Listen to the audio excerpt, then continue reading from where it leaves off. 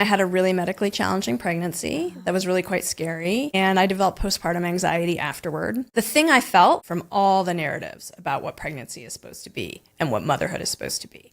And I was reading these books that were like, if you have a headache, just like walk by an aspirin and kind of look at it, but don't take it because it'll potentially kill your baby, and I was like, I just got out of a hospital where I had nuclear like radio tides put in my blood so that they could look at my heart. I felt like I wasn't reflected in any of the books I was reading. And I remember after coming out of the hospital, after being there for 5 days, I went to a prenatal yoga class and we were sitting in this sunny room in Brooklyn and they were saying, what is your goal for your pregnancy, for your baby? I was like, I'd like not to die. And I was so annoyed at all of them. I just said, I'd like not to die. I just got out of the ER. I'd like not to die. And I'd like my baby to be born healthy. That's it.